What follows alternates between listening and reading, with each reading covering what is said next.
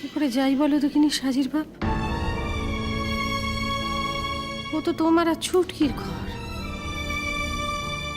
ছুটকি এখন নেই কো, তোর অজান্তে ওই ঘরে যাওয়া মানে তো ছুটকির ঘরে শীত কাটা।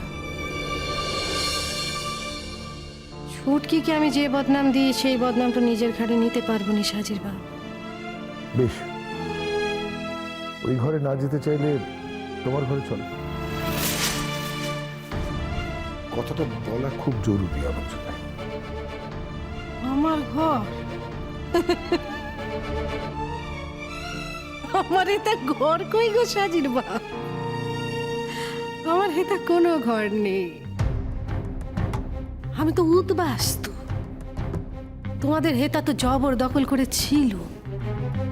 হেতা আমার ঘরটা কোত্থেকে আসবে বলে দেখিনি। রাধা, কথাটা জরুরি, কথাটা বলতে চাই আমি।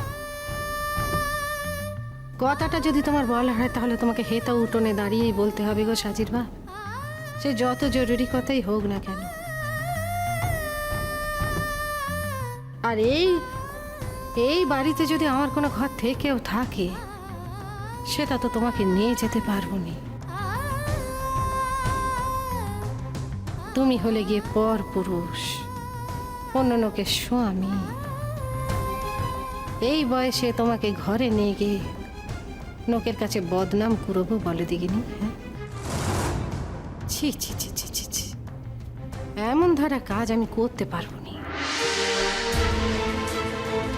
রাধা, কিছু ভুল বললুম গো সাজির বাপ, মুখ্য মানুষ তো, ভুল কথা যদি কয়ে ফেলি ক্ষমা করে দিও। ঠিক তো কথা কইতে শিখিনি কো। তবে আমার তো মনে হয়নি আমি কিছু ভুল বলেছি। তুমি হলে গিয়ে অন্যজনের স্বামী, তোমাকে নিয়ে যদি এখন ঘরে যাই তাহলে আমার বদনাম হবে না বলে দেখিনি? তুমি হলে গিয়ে পর পুরুষ। বেশ, তাহলে যা বলতে এসেছি এখানেই বলি।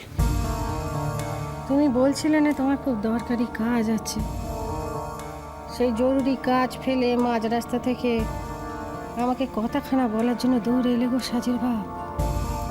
মা গো মা, এবার বোধহয় আমি মরেই যাব, আমার মরণ হয়নি। আমার মতো একটা তুচ্ছ পানিকে তুমি এতখানি দাম দিলে গো আজ। রাধা, আমাকে ফিরতে হবে। জানি গো জানি, তুমি হেতা থাকতে আসোনি, তোমাকে ফিরতে হবে আমি খুব ভালো করে জানি।